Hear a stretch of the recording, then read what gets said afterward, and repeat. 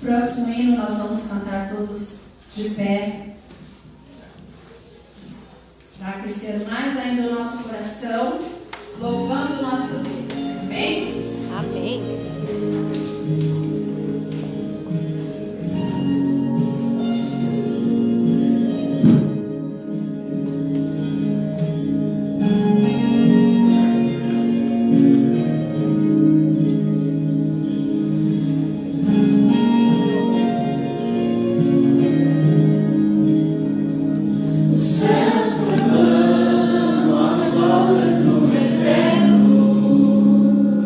Galáxias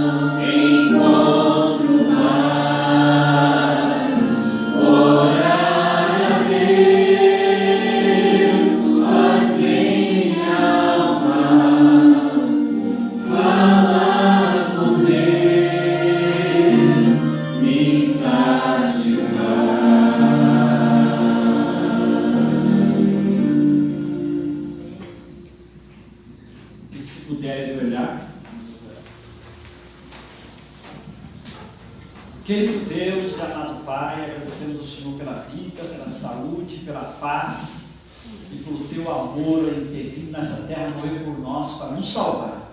Amém. Agradecemos ao Senhor porque estamos aqui, então boas condições para louvar o Seu nome, Senhor. Amém. Que o Senhor possa continuar abençoando todos nós que estamos aqui, os nossos familiares, as pessoas que não puderam vir, nossos irmãos, nossos amigos, nossos parentes. Que essas mesmas bênçãos que pedimos para nós, que Teu Santo Espírito atue também na vida daqueles que não estão aqui no momento. Amém. Que nossos familiares também, ó Pai, sejam visitados pelo Senhor para compreender aquilo que o Senhor nos deu a compreender do Teu reino. Amém. Está passando na mão dos irmãos também a agenda de oração, ó Pai. Ali foi colocado alguns nomes ali que nossos irmãos colocaram na esperança de ver seus parentes, seus amigos se converterem para a glória do Teu nome. Então pedimos que o Senhor atue poderosamente na vida dessas pessoas que nós colocamos ali, e que eles tenham a oportunidade de aceitar a verdade, entender a verdade, viver a verdade e se firmar na verdade. Então visite, Pai, nesse momento com o Teu Santo Espírito a todos os nomes que saem nessa agenda de oração, Senhor. Abençoe também a obra missionária da igreja, que será feita hoje à tarde, na distribuição dos folhetos, para que as pessoas que receberem esses folhetos entenderem a mensagem. Amém. Abençoe o nosso povo em toda a face da terra, para terminarmos a Tua obra. Que o poder do Espírito Santo seja uma realidade na minha vida, na vida dos nossos irmãos, na vida de todo o nosso povo. Abençoe também o Deus de agora, que vai passar a Tua mensagem, que ela venha de encontro às nossas necessidades. Amém. E enquanto estivermos ouvindo a Sua palavra, que possamos estar em espírito de oração, para que o inimigo não atrapalhe o nosso entendimento para compreender a mensagem. Em nome de Jesus, nós te pedimos e agradecemos agora e sempre. Amém. Amém. Amém.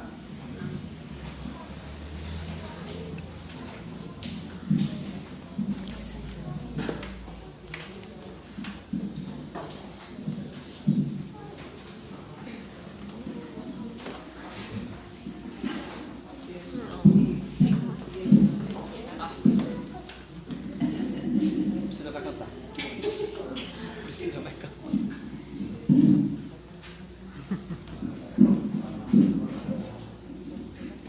Feliz sábado. Feliz sábado. Hoje a mensagem musical vai ficar pela Gênesis. A minha filha que está quase do meu tamanho. E nós queremos louvar o nosso Foi Deus. salto. Você está de salto. Ah, tá. Eu estou de salto ainda, hein? Então quer dizer que eu estou menor? Nós queremos adorar o nosso Deus, louvar o nome dele, porque ele merece.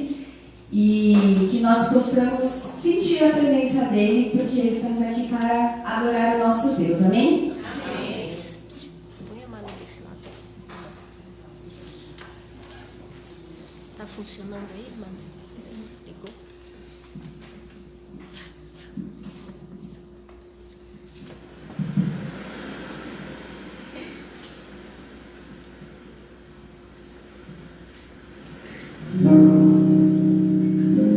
Saciar em minha terra seca, vem molhar teu Espírito aqui, vai reinar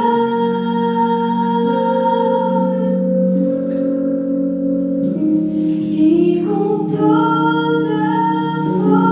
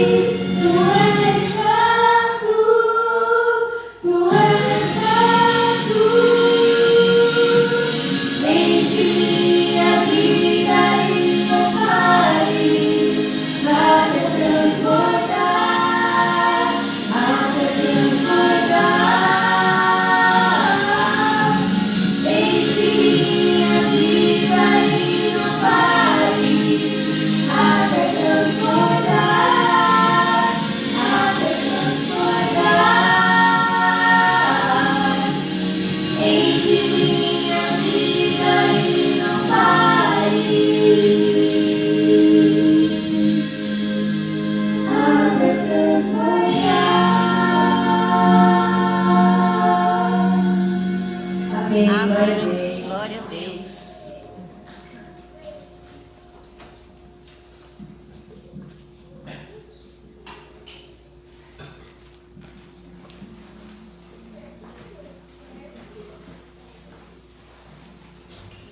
Feliz sábado a todos os irmãos. Feliz sábado. Sempre bom estar reunido na casa de Deus, né? Para falar um pouquinho da sua palavra, para aprender um pouquinho daquilo que Deus tem nas suas santas escrituras, né? Na última vez que nós estivemos aqui, a gente falou sobre um assunto muito interessante, que quem não estava aqui, né, vai ouvir o resuminho agora, que é a questão do número 120 na Bíblia, né? Então a gente aprendeu que os 120 está ligado a muitas coisas. A gente viu que eram 120 anos Noé pregou, né, antes do dilúvio. Por causa da maldade e do pecado do homem, Deus deu 120 anos de vida do ser humano, no máximo, né?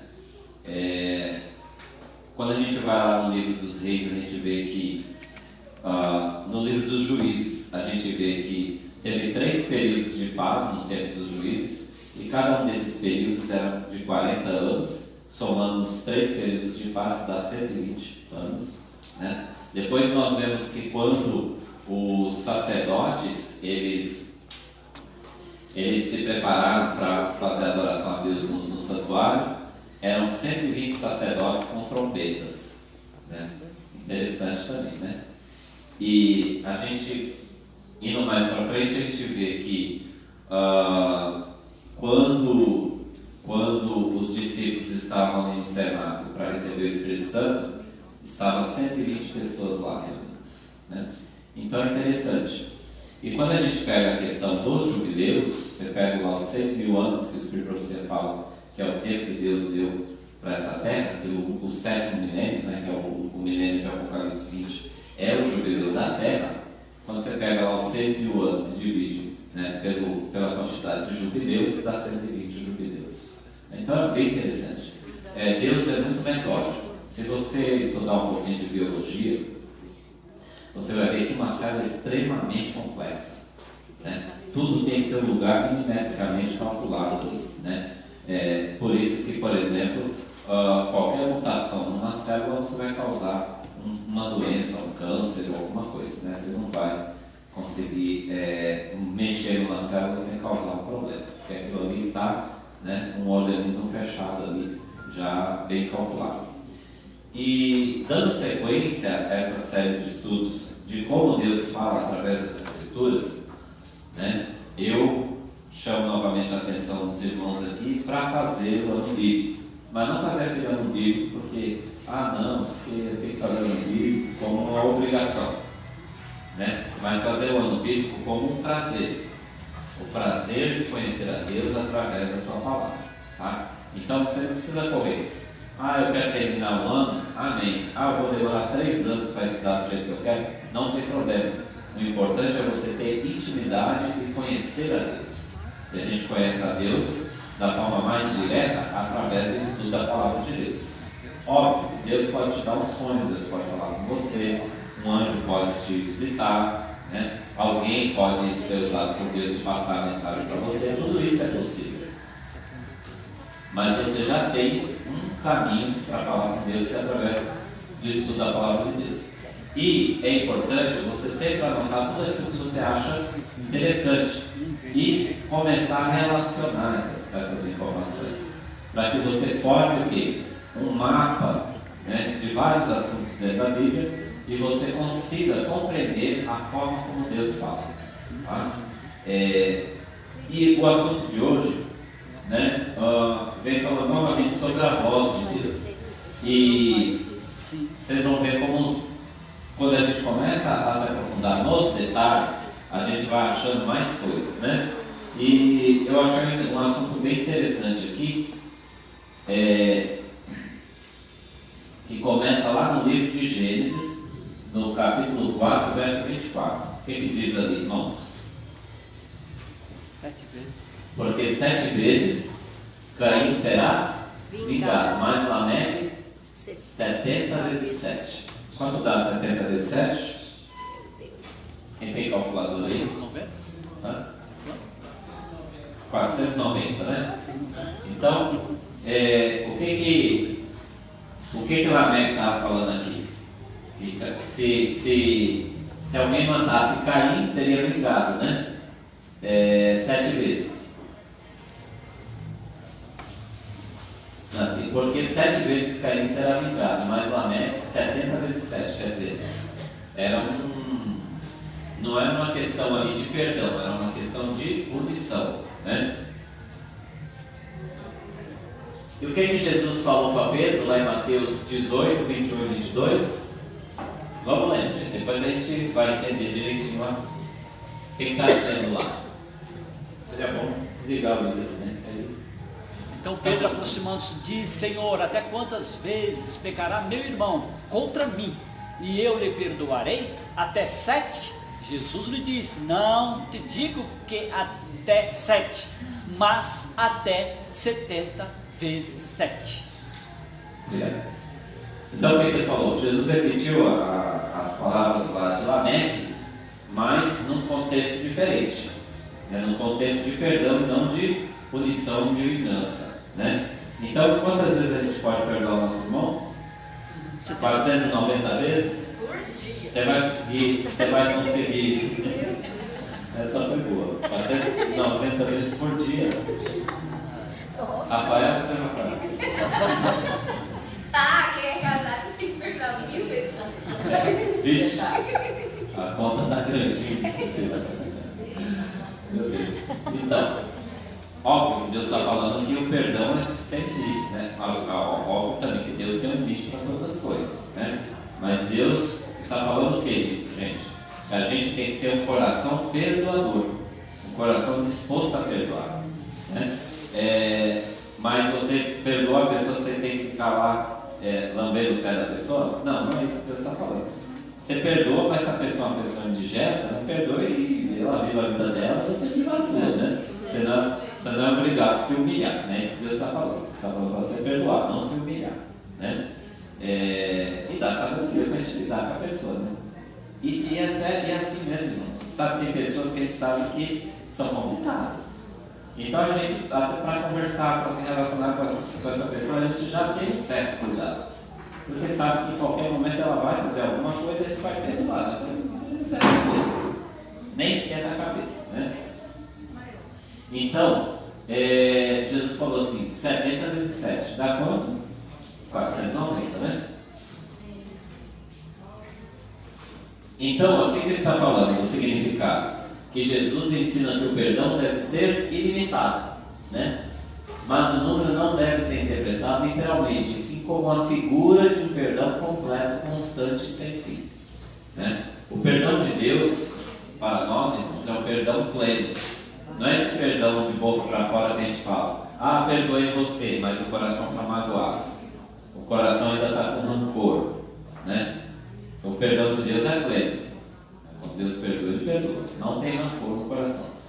E se nós queremos adquirir, né, as características de Deus, nós precisamos pedir a Deus em oração para nos transformar, para que a forma como Deus age, né, com misericórdia para conosco, nós possamos agir com misericórdia para com o nosso próximo. Tá?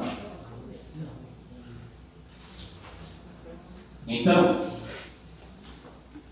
se Caim será vingado 7 vezes, verdadeiramente Lameque será vingado 70 vezes 7, né? Então, relação com os 490, vamos lá. Essa é a primeira menção de 70 vezes 7 na Bíblia, né? Mas aquela está aplicada aqui a uma vingança e não a perdão. E Jesus inverte esse princípio, né? Colocando como uma questão de perdão. Assim, o 490 aparece como uma contracultura espiritual. A misericórdia substitui o quê? A violência, né? Até aí está tranquilinho, né, irmãos? Vamos lá? Avançar? Agora vamos para o livro de Daniel. Vamos para a questão profética aí. O que diz lá? 70 semanas estão determinadas para o seu povo e a sua santa cidade, a fim de acabar com a transgressão, dar fim ao pecado, expiar as culpas e trazer justiça eterna. 70 semanas estão determinadas sobre o seu povo. Quanto que dá 70 semanas? 490 de novo, né? Que mensagem Deus quer passar com isso, né? Então, resumindo aqui, eu fiz um resuminho. Porque aqui se refere a 70 semanas aqui. Este período é uma profecia messiânica, começando com a reconstrução de Jerusalém e culminando com a vinda do Messias, né? A morte e o sacrifício de Cristo. Tá? Simboliza o tempo de misericórdia e paciência de Deus para com Israel, antes do juízo final e do cumprimento messiânico, né? Qual foi o juízo final que veio sobre Israel? A destruição de Jerusalém no ano 70, né? Então os 490 anos estavam determinados sobre o povo de Israel, né? E esses 490 anos eles estavam determinados para cumprir as questões da primeira vinda de Cristo, da vinda do Messias, né? Por que Deus deixou o livro de Daniel tão escancarada a essa questão profética? Foi para que a nação de Israel entendesse a profecia e reconhecesse o tempo do Messias vir. Porque se você faz o cálculo aqui de Daniel, começando lá pelo decreto de Artaxerxes, da reconstrução de Jerusalém, você conta de lá, de 457, né, para frente, você vai chegar exatamente no tempo do nascimento do Messias, né? Só que o povo de Israel não deu crédito a Daniel, e quando o Messias veio, eles não sabiam quem era verdadeiramente o Messias, que eles chamam de Mashiach, e eles estão esperando Mashiach até hoje, né? Até hoje o povo judeu espera Mashiach, né? Eu ouvi um testemunho de um irmão judeu, e ele estava falando o seguinte, que ele estava orando, ele estava lá em oração, fazendo a oração dele, e aí uma voz falou assim para ele: vocês estão esperando o Messias, não é? Ele falou assim: sim, estou esperando o Messias. Aí a voz falou assim para ele: os adventistas estão esperando o Messias também, só que a segunda vinda do Messias, porque ele já veio. Procure os adventistas. Amém. E ele correu e falou: quem são esses adventistas? Foi procurar a igreja adventista, recebeu estudo sobre Daniel, que ele não compreendia, e aí ele percebeu que ele tinha que orar pela segunda vinda do Messias, porque o Messias já tinha vindo e ele não tinha reconhecido, né? A nação judaica não tinha reconhecido. Então, irmãos, Deus tem trabalhado com o seu povo judeu, o povo judeu raiz ali. Deus está orientando eles. haverá um grande reavivamento entre os judeus. Né? Eles compreenderão, não todos, né?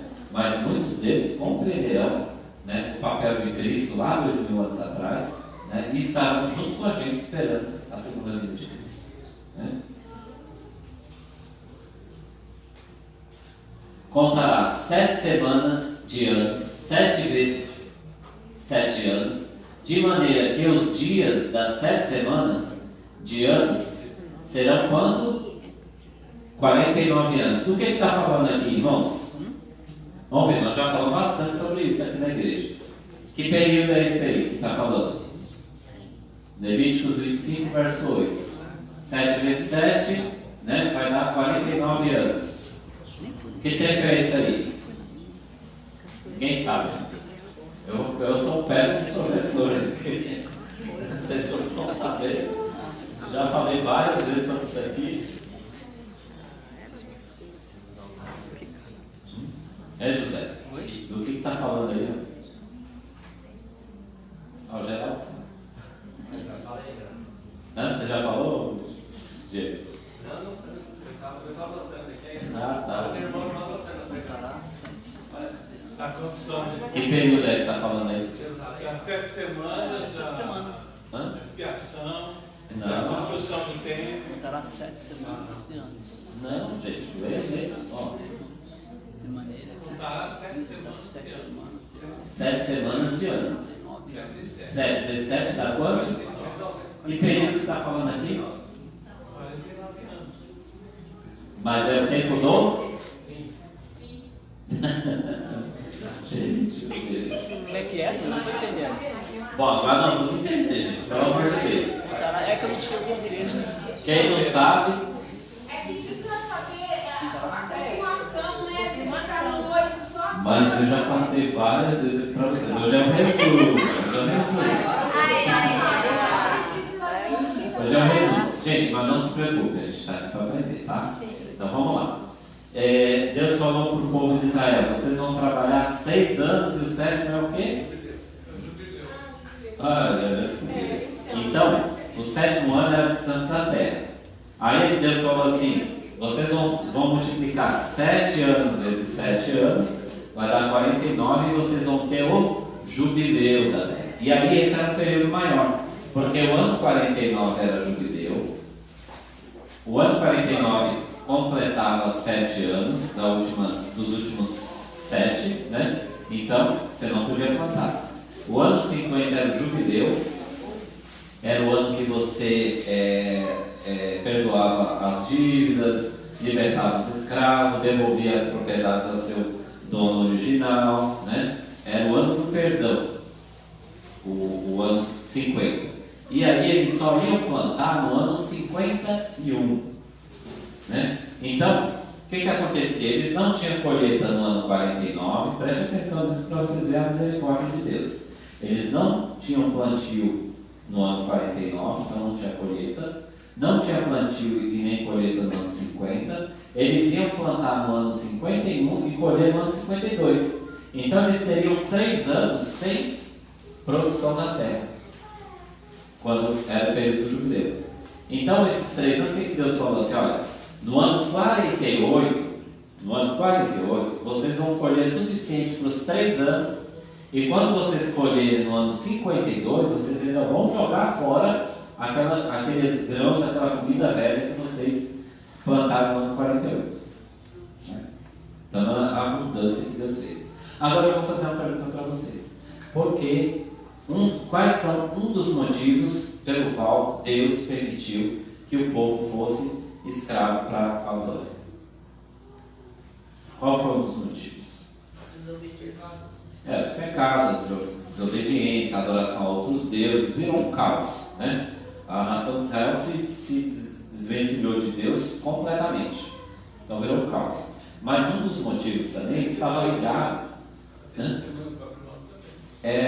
Uma das questões importantes que está dentro da questão aqui de números, né, digamos assim, foi a questão deles não cumprirem os jubileus. O que aconteceu? Eles trabalhavam 6 anos, no 7º ano, em vez de dar o descanso da terra, eles continuavam trabalhando por causa da ganância. E não libertar os devedores. Chegava no jubileu, eles não cumpriam o jubileu, não devolvia, não libertava os escravos, não perdoava as dívidas, não devolvia as terras ao seu legítimo dono. Eles passaram, irmãos, 490 anos fazendo isso. Olha que interessante. Não é interessante? Eles passaram exatamente 490 anos fazendo isso. Aí sabe qual continha que Deus fez? Deus fez assim, bom, 490 anos. Se eu pegar, cada 7 anos, eu pego um sábado, um ano sabático, que eles não cumpriram, mais os jubileus, vai dar quantos, em 490 anos, quantos sábados? 70. 70 sábados eles não cumpriram, né? Ali conforme Deus ordenou. Aí o que Deus fez? Quanto tempo eles passaram na Babilônia? Eles tiveram que cumprir na marra o jubileu da terra.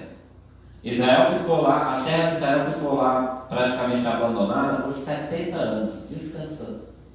Porque Deus falou assim, é um absurdo eu colocar eles na terra prometida, dar as ordens do que eles têm que fazer, eles não cumpriram, agora vão ter que cumprir na marra. Porque a terra é minha, né? E Deus fez cumprir os 70 anos lá, que eles estavam devendo. Era uma dívida que eles tinham com Deus, né? O jubileu era proclamado após 7 vezes 7 anos, né? Vamos recapitulando aqui, tá? Então lá o jubileu, 7 vezes 7, 49. Então esse ano do jubileu era perdão das dívidas, libertação dos escravos e restauração de terras. Embora não chegue a 490, é um período profético baseado em ciclos de 7, que prepara o entendimento para as 70 semanas de Daniel.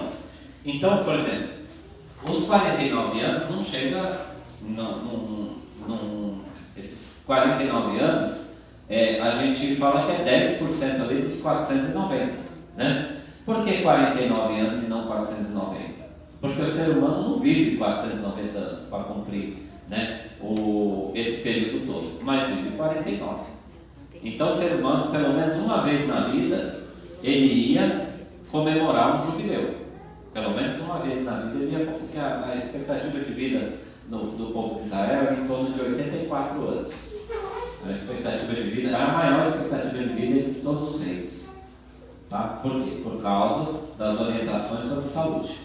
Tá? Então eles tinham, as nações vizinhas tinham uma média de 45, 50 anos de expectativa de vida. O povo de Israel tinha uma média de 84 anos de expectativa de vida, né?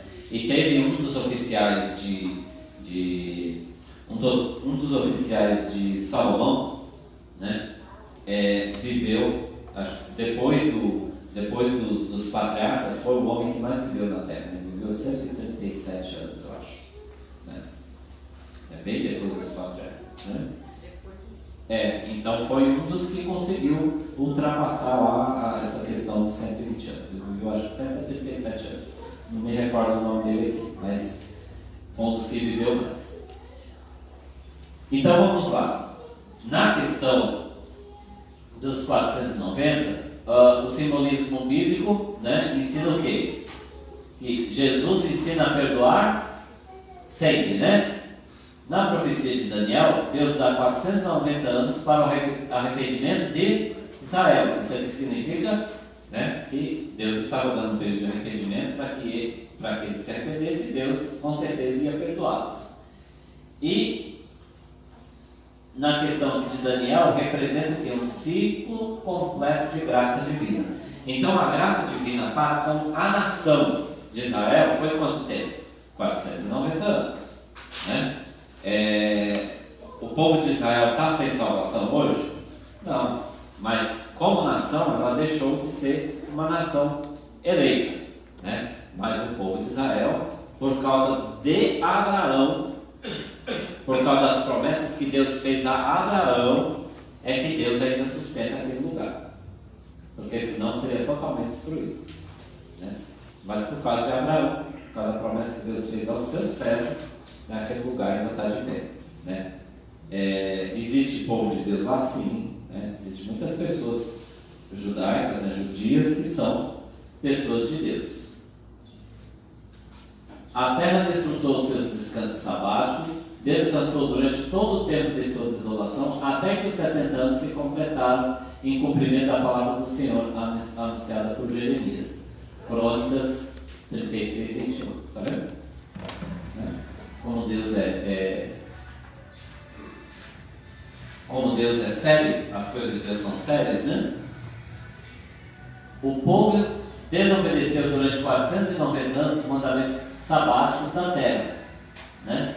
Deus então exigiu 70 anos de cativeiro na Babilônia, correspondendo aos 70 anos sabáticos, o que, irmãos?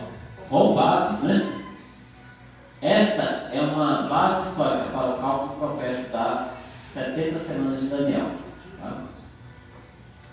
Aqui os textos.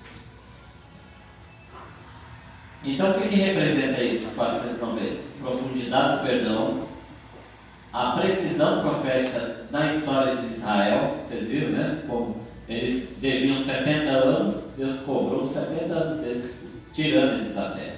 Literalmente tirando eles da terra. O princípio do jubileu da justiça restauradora, né? Então, como é que Deus vai restaurar todas as coisas? Quando se completarem 120 jubileus, tá?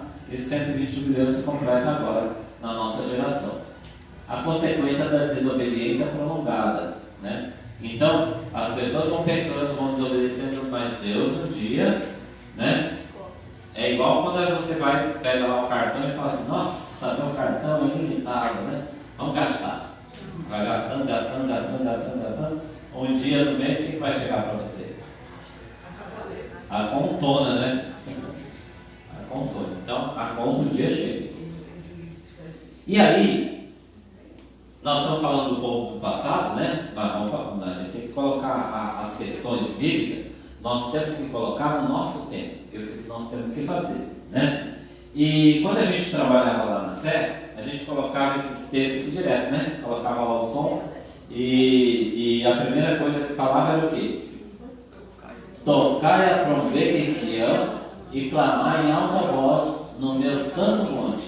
Tremam todos os moradores da terra, não era só os judeus, porque o dia do Senhor vem e já está perto. Nossa, o João falou isso há 2.500 anos atrás, né?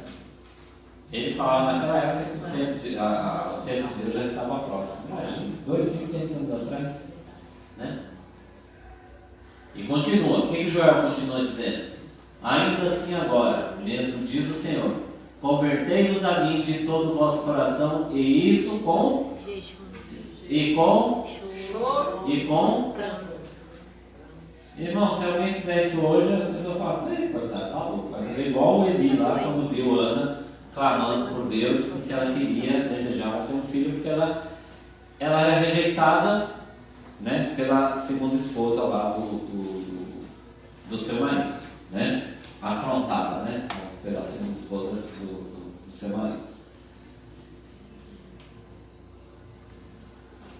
E rasgai o vosso coração e não as vossas vestes, e convertei-vos ao Senhor vosso Deus, porque Ele é misericordioso e compassivo, e tardio em graça, e grande em benignidade, e se arrepende do mal.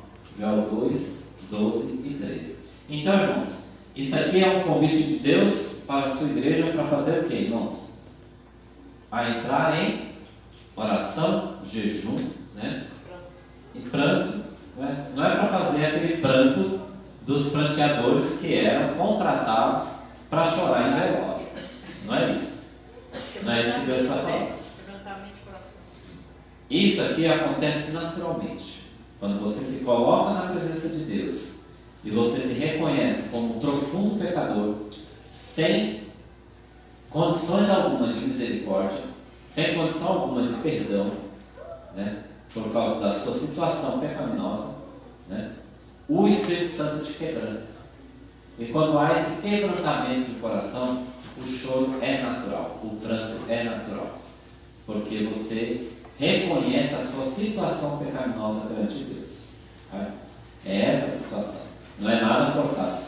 Eu vou orar aqui até chorar. Você vai orar o ano inteiro e não vai chorar, né? Não, estou falando assim, porque às vezes a pessoa fala, não, vou me quebrantar na presença de Deus. Estou falando assim, quando Nada forçado. a gente vai orar, né? Em casa, como é eu, né? Quando a gente vai orar em casa, né? Quando tem alguma situação assim, eu oro, enquanto tenho. Às vezes é preciso acontecer uma situação, né? Ruim, que nem o povo aí, para poder orar e chorar. Porque às vezes as pessoas não oram, Não tem o quebrantamento. enquanto também, né, se une, né, para orar, a gente já fez várias vezes. Então, tem que ser uma oração de coração. Intimidade com Deus, né? E não quer dizer que toda hora que você vai orar, você vai chorar. Então, tem dia que você ora tranquilo, conversa com Deus, tudo. Mas tem dia que o Espírito Santo toca no seu coração, né? E aí vai ter o quebrantamento, né? E aqui é um conselho para a igreja, mas principalmente para a liderança da igreja, né? Então, o que fala? Tocar a trombeta em Sião, né? O que é tocar essa trombeta? É anunciar, né? Quando se tocava uma trombeta lá no Antigo Testamento, era para anunciar alguma coisa. Então, cada situação tinha um toque diferente da trombeta, né? Então, quando você convocava o povo para fazer um culto a Deus, uma adoração a Deus, o toque da trombeta era diferente do toque que era dado quando a convocação era para a guerra. Então o povo conhecia o toque, né? Existia um toque para cada situação lá, né? Então, quando fala tocar a trombeta em Sião, nesse contexto está chamando o povo para fazer o quê? Congregar. Está chamando o povo de Deus a congregar. Então, quando eu falo, por exemplo, a liderança aqui da igreja toca a trombeta, literalmente está fazendo o quê? Está chamando cada um de vocês a se unir. De que forma? A se santificar por quê? Um jejum, né? E uma assembleia solene. Pode ser feita a assembleia solene com uma pessoa? Não, a assembleia quer dizer que está todo mundo reunido no mesmo propósito. Então, estava falando de quebrantamento, né? Será que precisa acontecer uma coisa muito o povo? Porque sempre, né, parece que sempre foi assim, né? Então, precisa acontecer tal coisa para a pessoa começar. É bem falado, né? A Vani está falando um negócio interessante aqui. Será que precisa acontecer uma tragédia, uma sacudidura, para que o povo vá a esse quebrantamento? Né?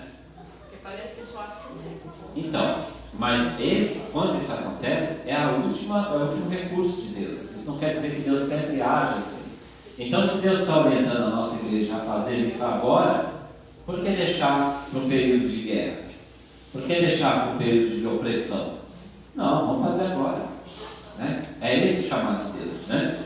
Então, Deus quer que a gente tome posição, como aquela música lá da década de 70, né? 60, que ele fez uma letra lá contra a ditadura militar, e ele fala assim: vem, vamos embora, porque esperar não é saber. Quem sabe faz a hora, não espera acontecer. É uma frase genial para nós que estamos esperando a Cristo. Genial, genial. Ele estava falando desse louvor? Não é um louvor, é uma música de protesto lá contra a ditadura. É uma música popular. Então eu não sei quem escreveu. Eu lembro sempre dessa frase. Eu só sei esse pedaço da música porque eu achei genial, né? Eu acho que ele canta, mas a letra não é dele. É uma outra pessoa que escreveu. Se achar aí. Então ele fala assim. Hã? Quem é? Geraldo André? A Esther também. Vem, vamos embora?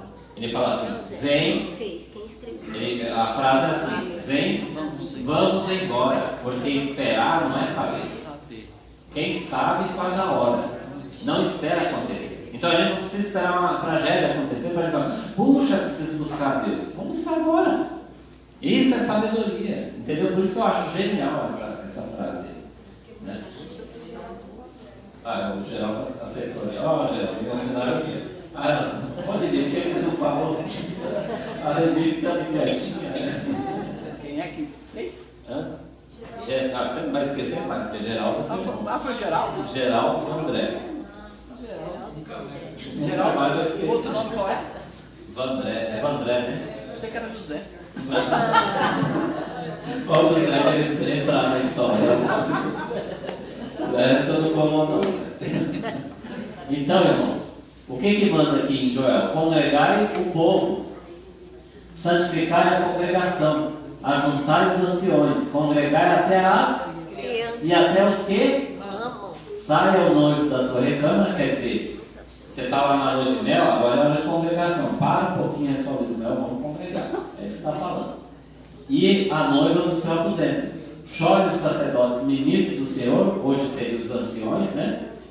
Chore os anciões ministros do Senhor, entre no alpendre do altar e digam: poupa o teu povo ao Senhor, e não entregue a tua herança ao pobre, para que os gentios o dominem. Porque diriam entre os povos: onde está o seu Deus? Né?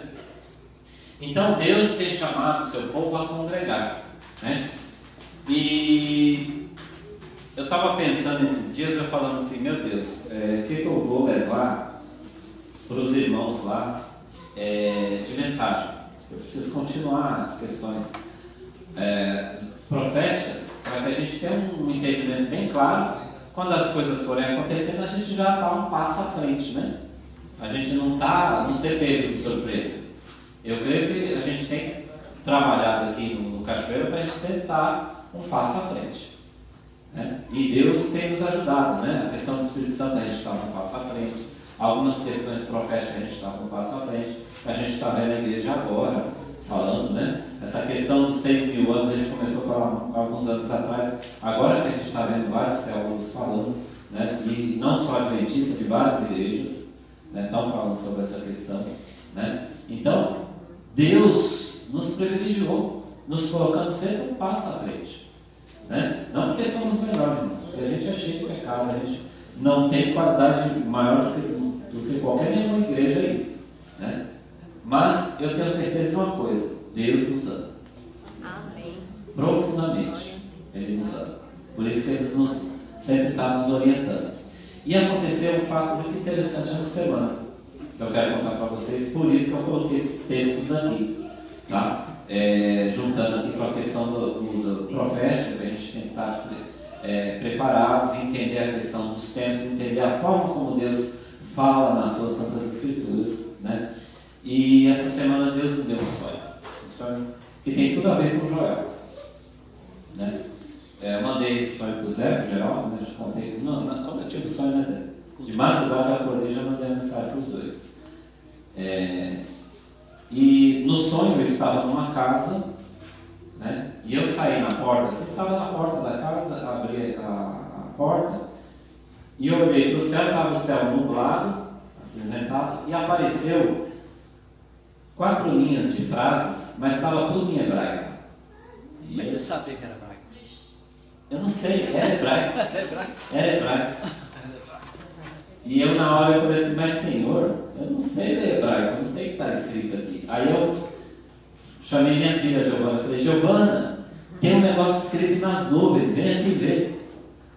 Aí a Giovana demorou um pouquinho para sair, quem saiu primeiro foi a Sueli. A Sueli saiu correndo primeiro, depois a Giovana chegou, né? Só que quando elas chegaram, as letras às vezes apareceu como se fosse uma névoa, assim, né? Como se fosse uma fumaça, né? Foi se desfazendo. E eu falei: cara, não deu para elas verem. Só que do lado direito apareceu novamente as letras, só que aí em português. Aí eu falei: agora eu consigo ler. E fiquei tentando ler aquele negócio, e estava em português. Eu acho que eu estava afobado para ler, para não apagar tudo, e não conseguia ler. E eu falei: caramba, o que está escrito ali? Aí a senhora falou assim: olha, está escrito assim: orem pelo povo, consagre o povo. E ali eu vi, e ali essas duas palavras, ore pelo povo e consagre o povo, ficou em negrito e ficou com uma letra maior. Aí eu consegui ler: ore pelo povo, consagre o povo, né? E aí eu acordei. E na mesma hora eu já mandei pro Geraldo, pro Zé. Como que se consagra o povo? Então, é isso que eu estava perguntando. Ah, que oração. Eu estava perguntando pro Geraldo, pro Zé, mas a resposta está aqui, né? E eu montando o sermão, falando, Senhor, como é que eu vou explicar esse sonho para a igreja? E aí, na hora que eu estava montando o sermão, hoje de manhã, fui buscar um versículo lá, você vê, a gente sabe das coisas e Deus precisa dar uma ajudinha. Na hora que eu fui buscar o versículo que eu precisava, apareceu o Joel. Eu falei, poxa, está aqui a resposta. A resposta está aqui. Né? Então, como é que a gente tem que consagrar o povo? Né? Convocando o quê? Uma assembleia solene. Nessa assembleia solene, o que a gente vai fazer? Jejum, oração e consagração. Viu, Deus, eu não estou falando com você que eu estava falando para ele aqui. Isso daí, logo que a gente veio para cá, até lá no Jardim Primeiro, a gente já vem fazendo isso há anos, né? Então, eu estava perguntando para ele aqui agora. A gente estava buscando, fazendo, e estava acontecendo, né? Muitas coisas. Aí depois foi parando. Eu vou explicar o que aconteceu. Deus já tinha mostrado isso aí pra gente, né? Pra gente se consagrar, nos consagrar. Só que aconteceu o seguinte: quando a gente começa a orar, né? Vamos supor, a gente para todo mundo aqui e começa a buscar o Espírito Santo, orar. Quando a gente começa a orar e buscar o Espírito Santo, com sinceridade, juntos, o Espírito Santo, ele não é que ele vem, ele se manifesta. Ele já está aqui. Mas para que ele se manifeste, é preciso a gente estar do jeito que está falando ali. Muitas vezes em jejum, em um só propósito, não tirar todas as rixas, tirar todos os problemas. Aí a gente começou a orar, o Espírito Santo começou a se manifestar. E nessa manifestação do Espírito Santo, se todos não tiverem em comum acordo, não entenderão. Se não entenderão, começa a haver uma divisão. E nessa divisão, começa a haver perturbação. Vem a perturbação. E o inimigo entra, e começa a acontecer também, depois da divisão, o fanatismo entra, né? E aqueles que estavam buscando, então, ficam preocupados e acham melhor parar. Aconteceu exatamente isso, entendeu? E isso pode acontecer. Oi? Mas pelo jeito. Então, Pelo jeito Deus não quer que pare. Compreendeu? Nós estamos aqui hoje na igreja, eu estava até contando para a Bia, né? A Bia e o Guilherme. Que para fundar essa igreja aqui teve uma história, teve um começo. Deus dizia assim: não menospreze os pequenos começos. Certo? Começamos pequeno, hoje nós estamos aqui. Aprendemos também que nem tudo é como a gente pensa e quer. Se fosse pensar como a gente queria, nós teríamos feito igreja no lugar errado. Então aprendemos isso também, como lá está escrito na lição. Nós queremos atravessar na frente de Deus, e Deus tem um tempo determinado. Então Ele queria que nós estivéssemos aqui. Então aprendemos isso também. Quando Deus te deu o sonho aí, Ele quer que a gente volte, com certeza Ele quer que a gente volte a... Falou também com a Tânia vive falando isso para a gente também. Ele quer que a gente volte a se reunir, a orar e buscar a presença de Deus, como está escrito ali. Hoje nós já temos uma experiência, né? Sim. Não é possível que nós vamos cair de novo no erro de quando o Espírito Santo se manifestar, da dúvida e vai começar a duvidar. Não, a dúvida sempre terá. Sim. Mas o que eu tenho que fazer é quando tiver dúvida, eu tenho que ter maturidade. Maturidade para esperar, orar quando eu não entender. Sim. Certo? Então, naquela época lá, estavam acontecendo muitas coisas. Vocês sabem, os antigos aqui sabem que estava acontecendo muita coisa. O Espírito Santo se manifestava mesmo. E quando ele se manifesta, parece que as coisas estão saindo do lugar. Mas não estão saindo do lugar. Ele está colocando no lugar. Aí a gente se assusta. E o Profecia diz claramente isso. Nas igrejas adventistas do sétimo dia haverá uma grande manifestação do Espírito Santo. mas aqueles que não têm se unido, se consagrado, não entenderão e se oporão à obra. Entendeu? Foi isso que aconteceu, né? Então, Deus te deu o sonho, Ele quer que a gente volte a orar, volte a se consagrar. Hoje eu estava pensando o seguinte, Deus, desculpa aí, está atrapalhando. Hoje eu estava pensando o seguinte: Senhor, eu estou indo na igreja, qual é o meu objetivo de estar na igreja? Eu vou encontrar o que lá? Eu vou encontrar o Deus Dete pregando, que sempre prega? Eu vou encontrar o Geraldinho passando a escola sabatina, que sempre passa? Eu vou encontrar o Júlio na porta lá, como diácono lá plantado na porta? Eu já conheço ele.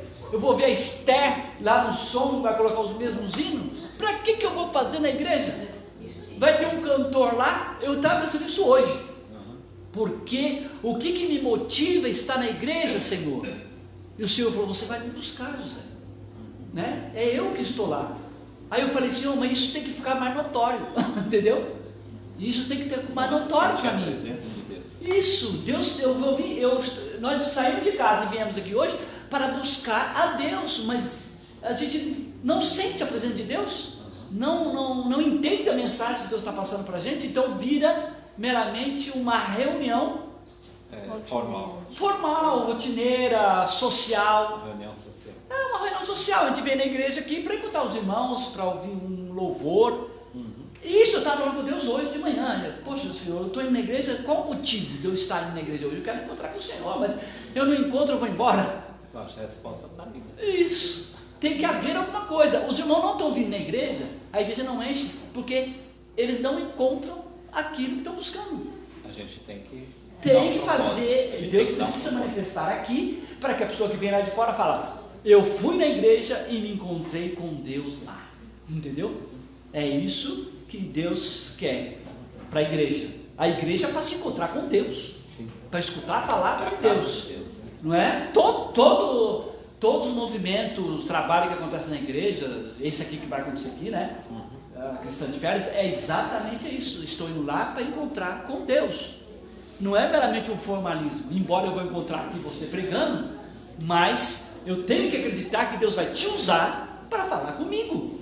Se eu não pensar assim, eu vou vir fazer o que aqui na igreja? É em vão a nossa fé. Você entendeu? Eu fico lá em casa, lá assistindo lá um filme, eu vou sair, eu vou pro shopping, eu vou para jogar bola no sábado. Mas eu vim aqui no sábado para encontrar com Deus. Com Deus.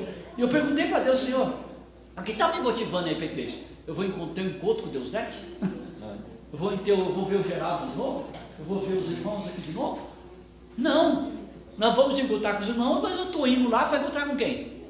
Com Deus. Embora eu já tenha Deus lá em casa, né, que eu encontrei com Ele, lá no monte, onde eu oro e tal. Mas eu venho aqui para encontrar com Ele também. Se todos vierem aqui para encontrar com Deus e acreditar que Deus vai falar, Ele fala. Sim.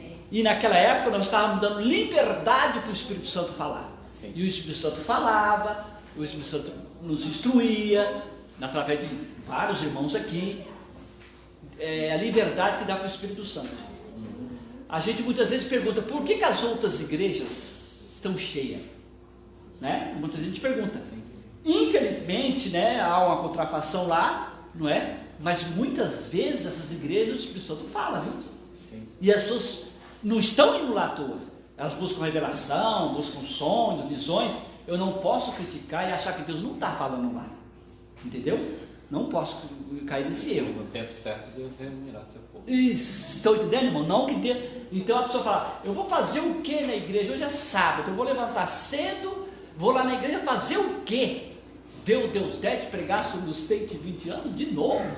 Né?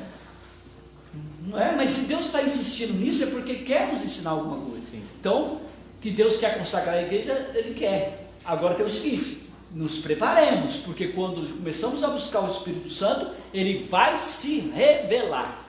Sim. Ele está aqui, Ele precisa se revelar, e quando Ele se revelar, Ele vai se revelar em quem Ele quiser. A contrafação vai vir? Vai também. Sim. O fanatismo vai querer entrar? Vai também, porque o inimigo não dorme. Mas poxa vida, nós já temos experiência, será que vamos cair nessa de novo? Deus proverá, né? Entendeu, gente? Desculpa aí a introdução, mas essa pergunta. Então, uma vez eu estava pregando, eu fiz um sermão, quando a gente estava lá no endereço antigo, e no final no final da pregação, eu pensei assim, nossa Senhora, eu fiz um sermão muito ruim. Eu fiquei muito chateado porque eu não consegui passar aquilo que eu gostaria de passar. E aí na oração lá, eu falo, puxa Senhora, me perdoe porque eu não dei aquela mensagem que eu gostaria de dar. Né? E aí eu senti que Deus não tinha dirigido ali o culto, né? Aí uma voz falou assim no meu ouvido, eu me manifestei na palavra. Aí na hora eu calei minha boca, né? A gente não pode questionar o agir de Deus, mesmo quando a gente está numa situação difícil. Né? E ali eu aprendi uma lição, que eu tenho que falar a palavra de Deus e é o Espírito Santo que vai colocar a sementinha ali e dar o fruto. Fala, Tânia. Quando eu estava no primário, na outra igreja, e os primários iam passar por juvenis, Deus falou assim para mim falar para os juvenis, vão para a igreja, mas vocês que vão para os juvenis, vocês não pintem desenho, porque Deus vai falar, vocês prestem atenção nos pregadores, porque eu vou falar através deles. E hoje eu tenho testemunho também do que você está falando, através do Mateus, que a gente estava pregando sobre o Espírito Santo, que Pedro estava cheio do Espírito Santo, né? E eles acabaram sendo presos porque estavam cheios do Espírito Santo e a direção lá, os sacerdotes, não queria que eles pregassem. Aí o Mateus pega e fala assim, mas se a gente vem para a igreja, e a gente não ora e não presta atenção, eles ficam, tem pessoas que, ele falou para mim, tem pessoas que ficam vendo o celular, vem para a igreja só por vir, não presta atenção na palavra de Deus. Eles ficam vendo o celular e não prestam atenção no que Deus está falando. E olha, os anjos chegam a falar, os anjos estão falando amém. E ele dá o testemunho dele lá para nós. Eu ensino, eu e a Meire ensina, mas a gente aprende com as crianças também. Ele reparou isso, que as pessoas alguns vêm para a igreja e não prestam atenção na palavra. Estão concentrados em outras coisas. Estão ocupando o tempo deles em outras coisas.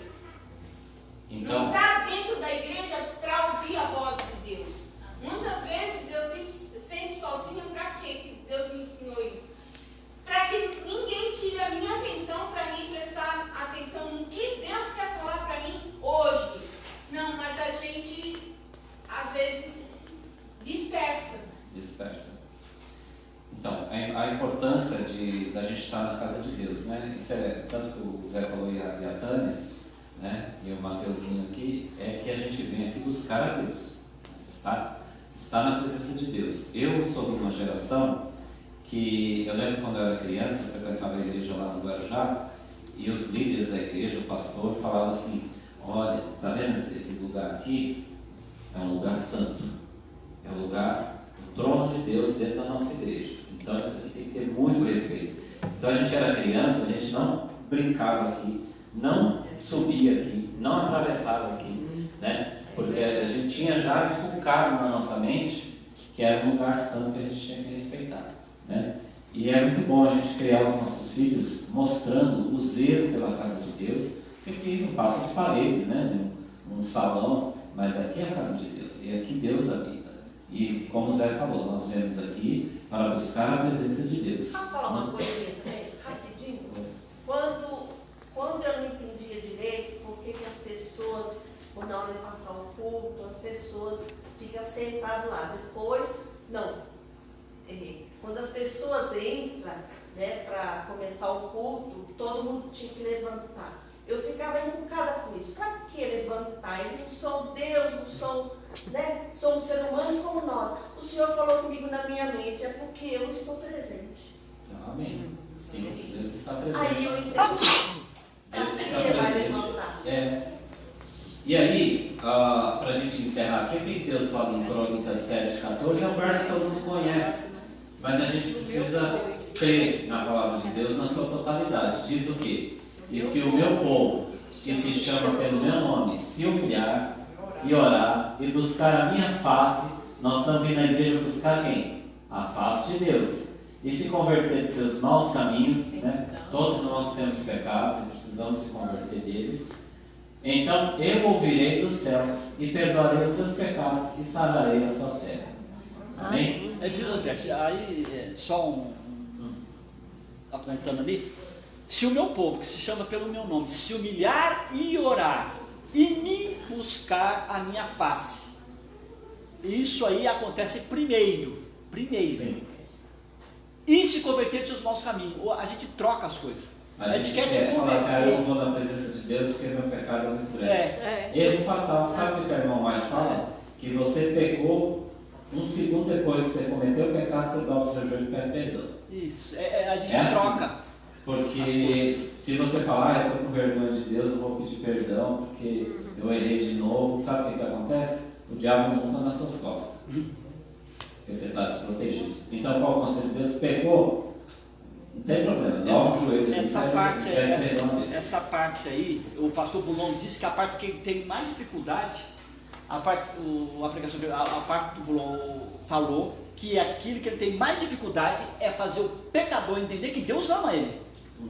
E eu, quando eu vou pregar, a dificuldade que eu mais tenho para falar para os irmãos é que eles precisam buscar o Espírito Santo mesmo que pecou. Entendeu? Mesmo que eu errei, eu tenho que continuar buscando, porque não tem outro jeito. Olha, irmãos, eu não tenho dúvida do amor de Deus por nós, não tenho dúvida nenhuma. Do cuidado que Ele tem por nós também, não tenho dúvida nenhuma. E eu creio que cada um de vocês, se conversarem com Deus, se tornarem amigos de Deus, vocês vão ter tantas experiências que nenhum de vocês vai ter dúvida nenhuma do amor e do cuidado de Deus por vocês, tá?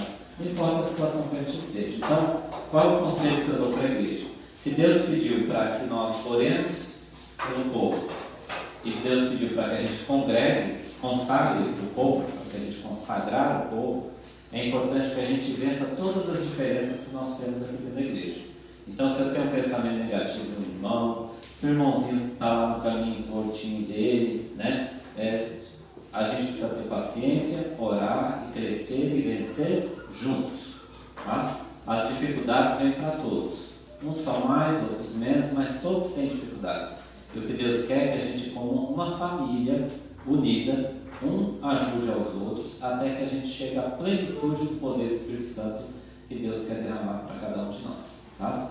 Que Deus possa abençoar vocês e que a gente possa seguir esse conselho de Deus, primeiro de estar orando um pelos outros, né? E a liderança aqui da igreja, eu convoco hoje na presença de todos vocês, para que a gente formule, né, os planos, os projetos, para a gente fazer a consagração da nossa igreja conforme Deus pediu. Tá bom? Eu acho, só um palpite, eu acho que a gente já devia, assim, já começar com os líderes da igreja, já fazer jejum e oração para consagrar. Porque mesmo essa semana, quando eu vim pregar aqui para falar sobre Barnabé, apesar de ter já o culto por escrito, isso se renova, né?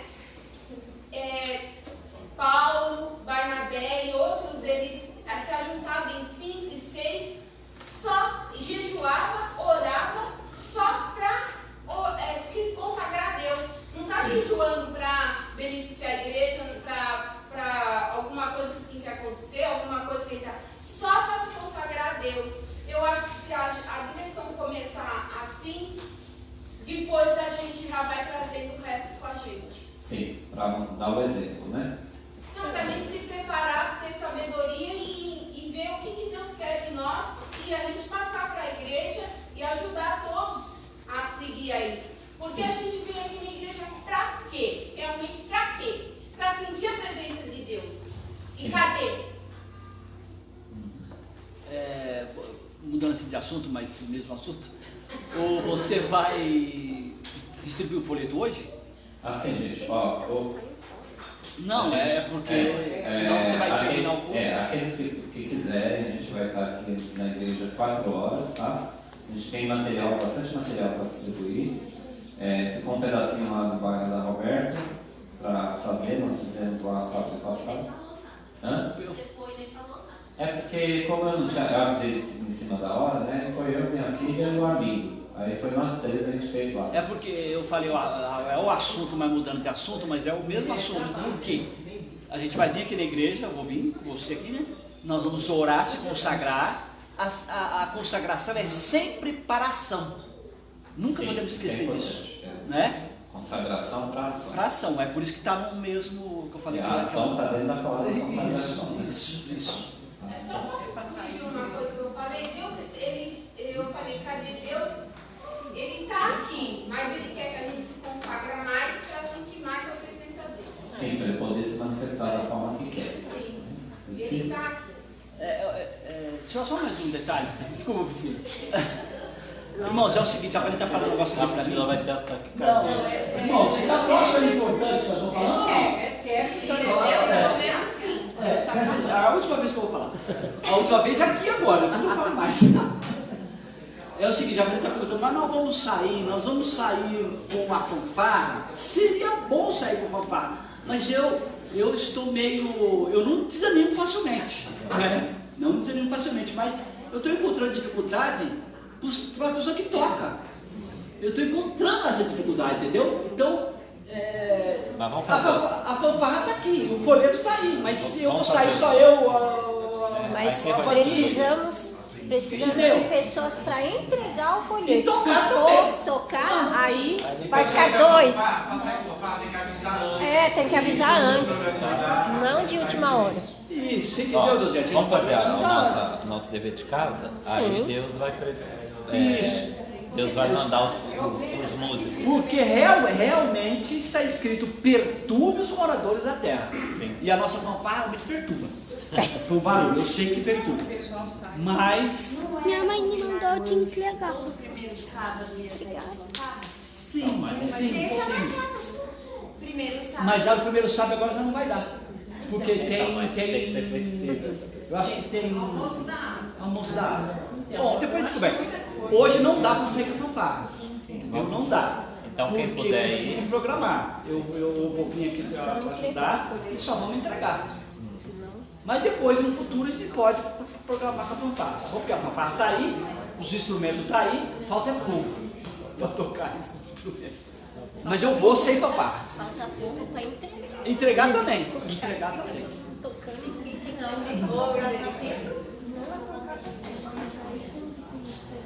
Amém.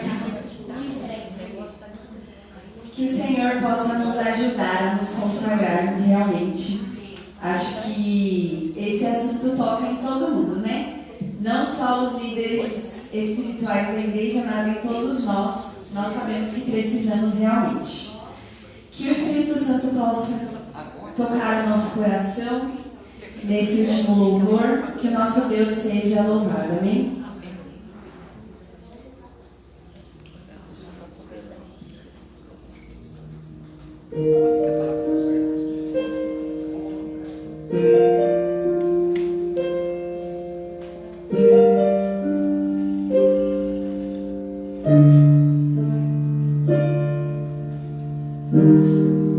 Como eu amo os momentos que eu passo contigo, onde encontro a paz que tua palavra me traz. Para ti estou atento, permaneço ouvindo, aqui quero estar. Deus, meu coração quer mais de ti, faz algo novo em mim, me entrego a ti, meu prazer é viver em teu amor, me envolver em ti, Senhor, meu desejo é te conhecer. Jesus, abre a ti meu coração e os meus medos sumirão. O teu toque é tudo que eu quero. Oh, oh, oh, oh.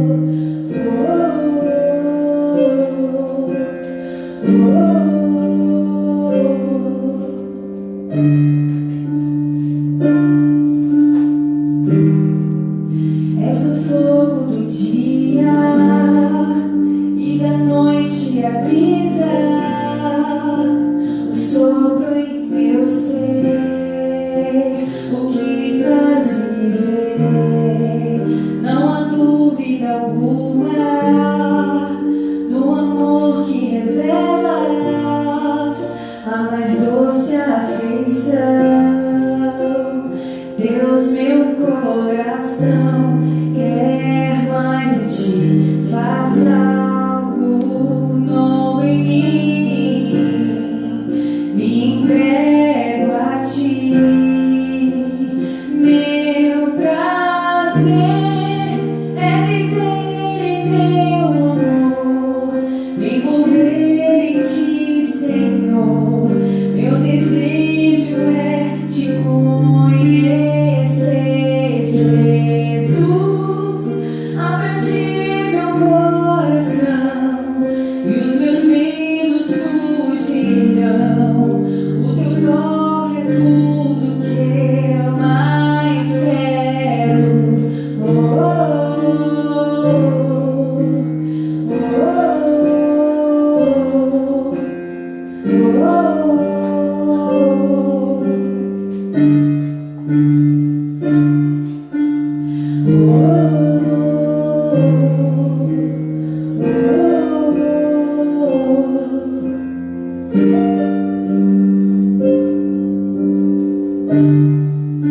abro o coração a ti. Eu abro o coração hoje aqui. Toque em mim com teu poder.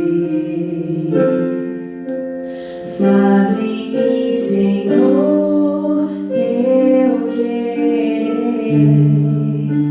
Eu abro o coração a ti. Eu abro o coração hoje aqui. Faz em mim, Senhor, teu querer. Toque em mim, Senhor, com teu poder. Meu prazer é viver em teu amor, me envolver em ti, Senhor. Meu desejo é te conhecer, Jesus. Abra ti o meu coração e os meus medos fugirão. O teu toque é tudo que eu mais quero. Oh,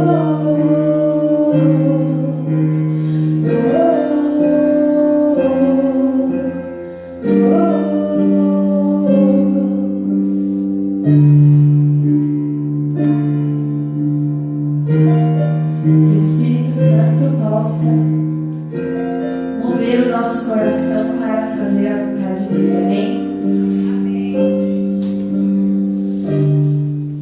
Amém. Glória a Deus. Vamos orar?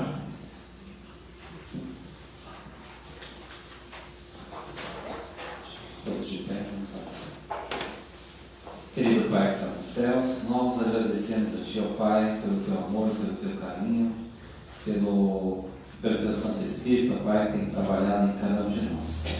Embora não sejamos merecedores, Senhor Deus, o Senhor tem nos tratado com carinho e com amor. Por isso, ó Pai, nós Te louvamos, nós engrandecemos o Teu santo nome, porque somente Tu és digno de toda honra, louvor, glória e adoração. E neste momento, ó Pai, nós pedimos que o Senhor venha interceder por cada um de nós, por cada família aqui representada e pelo Teu povo sobre toda a face da terra, ó Pai. Não porque somos merecedores, mas porque dependemos inteiramente de Ti. E não há outro caminho a não ser os Teus caminhos, ó Pai. Por isso Te peço que derrame o Teu Espírito sobre o Teu povo em toda a face da terra. Abençoe também aqui a Igreja do Cachoeira, a cada família aqui representada. Abençoe também os nossos vizinhos, que Teu Santo Espírito alcance cada um deles. Também, ó Pai, nos dê sabedoria para congregar a nossa casa e também consagrar a Tua Igreja, ó Pai, para que nós possamos estar prontos para a obra, para o ministério que o Senhor tem designado para esta igreja. Abençoe, ó Pai, cada irmãozinho aqui que tem um coração perdoador, que tem um coração compreensivo, que saiba esperar e saiba orar e saiba ajudar cada um dos seus companheiros aqui dentro, para que haja unidade, Pai, para que haja unidade. Porque a Tua palavra diz que quando mais da metade da igreja estiver unida no mesmo propósito, o Teu Santo Espírito vai se manifestar. Então, ó Pai, que nós possamos nos unir em oração, nos unir em amor, nos unir como irmãos verdadeiros, sem falsidade, e assim, ó Pai, formarmos uma igreja forte e poderosa, guiada pelo Teu braço. Teu Santo Espírito esteja com cada um de nós, dê-nos um restante de sábado na Tua presença, abençoe o nosso trabalho que vamos fazer à tarde, envia o Teu Santo Espírito agora, Pai, para ir abrindo o coração das pessoas, para quando receberem o material possam estudar e possam ter um encontro verdadeiro contigo. Em nome de Jesus, ó Pai, é que nós te pedimos e agradecemos. Amém. Amém, Senhor.